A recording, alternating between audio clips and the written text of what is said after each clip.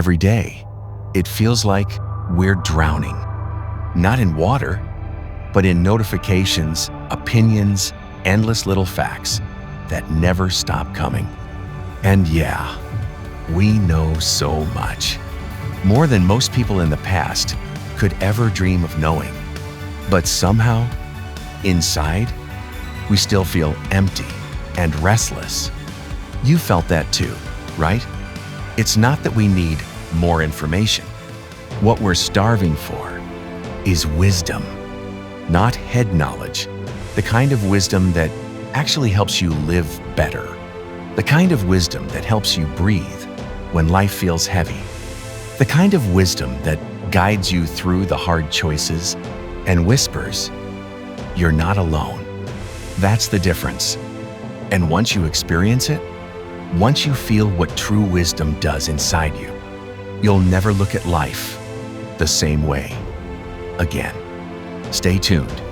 In the next 10 minutes, I'm going to show you how to find that wisdom for yourself. And trust me, you won't want to miss this.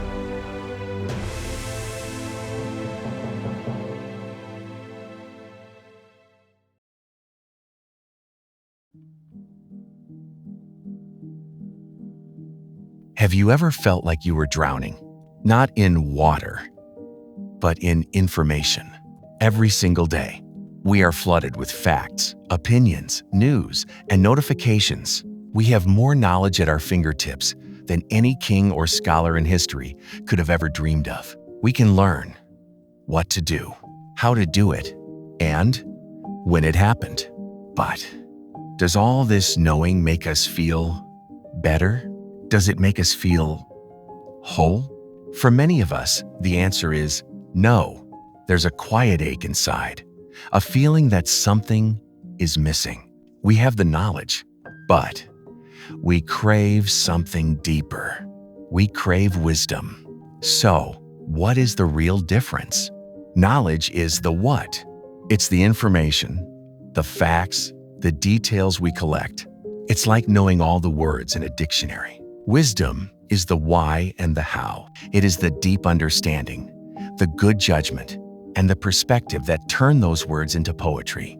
It's knowing, well, how to live a good life.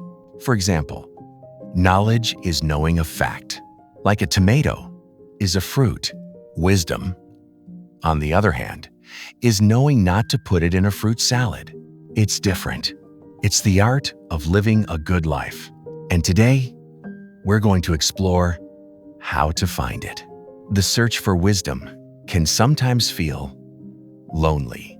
You might read dozens of books, listen to hours of podcasts, and still feel a disconnect. You might even know all the theories about happiness, but still not feel it in your own heart. This is a common trap. We can get stuck in our heads, thinking and analyzing so much that we forget to simply live. Living it feels like watching your own life from behind a pane of glass. You see the vibrant colors of a sunset. You hear the laughter of people you love. You taste the food on your plate. But the feeling doesn't quite reach you. You're busy naming the colors, analyzing the conversation, thinking about what comes next. Your mind is so full of information that your heart has no room to feel the joy and live in the present moment. This is sometimes called analysis paralysis. The more we learn, the more we realize just how much we don't know, and it can feel heavy. It can feel isolating. But you are not alone in feeling this way. This is a natural part of the journey. The first step toward wisdom is realizing that just collecting facts isn't enough. The great teacher Confucius gave us a timeless map for this journey. He taught that we may learn wisdom through 3 methods. First, by imitation, which is the easiest. This is learning from the great teachers and traditions that came before us. Second, by experience, which is the bitterest of all. This is learning from our own stumbles and our own unique life story. And third, by reflection, which is the noblest of all. This is the quiet, sacred work of looking inward, where knowledge finally transforms into true understanding. Let's walk these three paths together, starting with the easiest. Imitation, the sincerest form of flattery. This means learning from the wisdom of others. It's reading the words of those who came before us. In the Bible, in the Bhagavad Gita, in the words of great thinkers and our kind grandparents.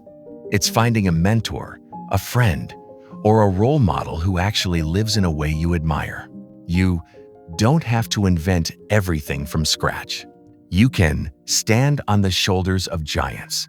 You can imitate their compassion, their patience, their courage.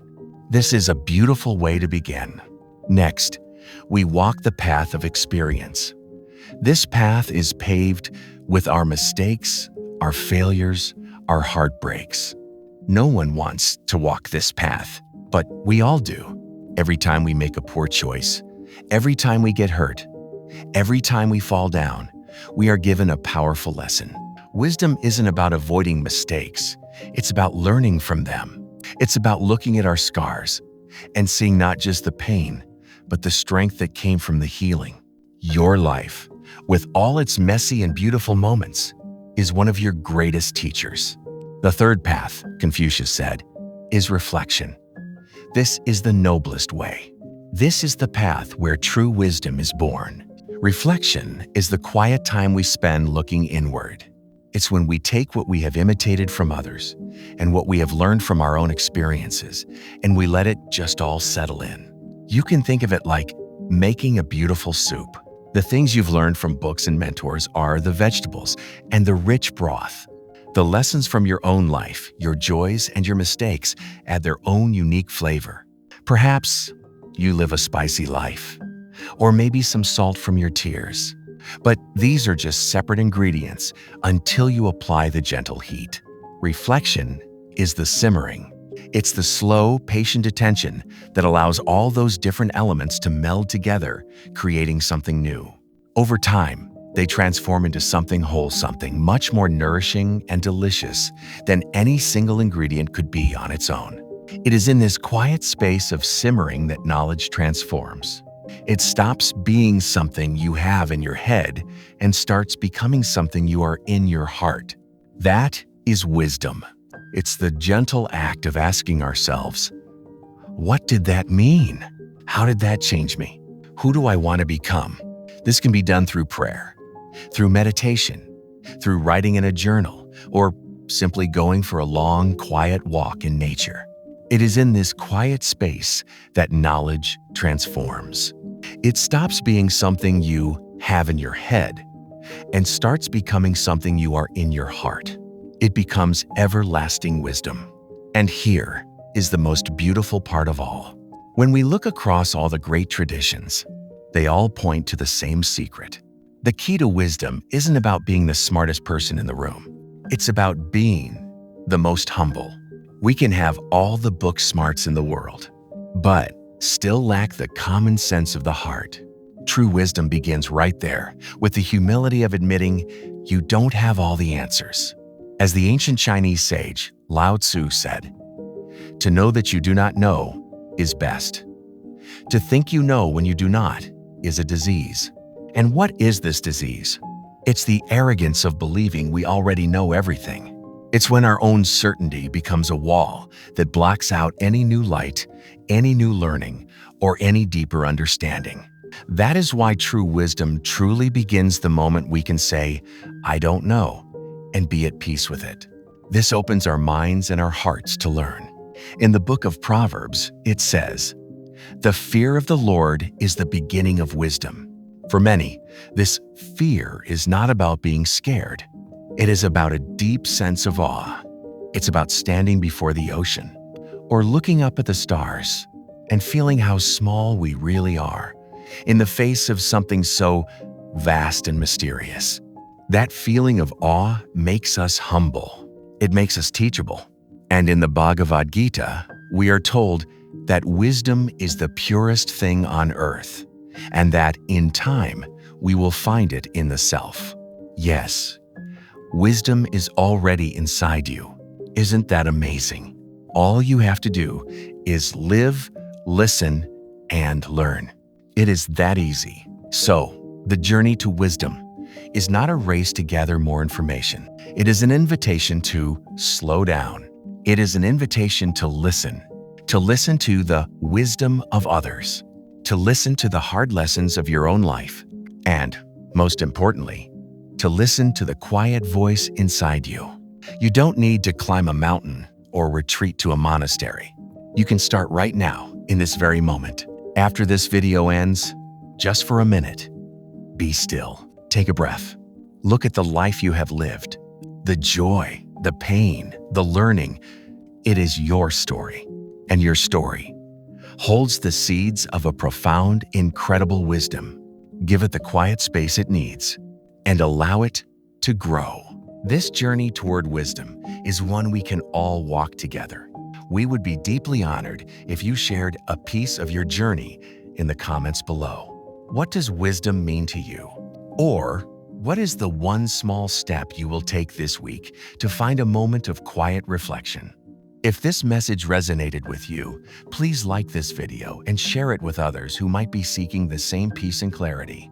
To continue exploring these timeless truths, be sure to subscribe to our channel. Stay tuned for more ancient wisdom to guide our modern lives.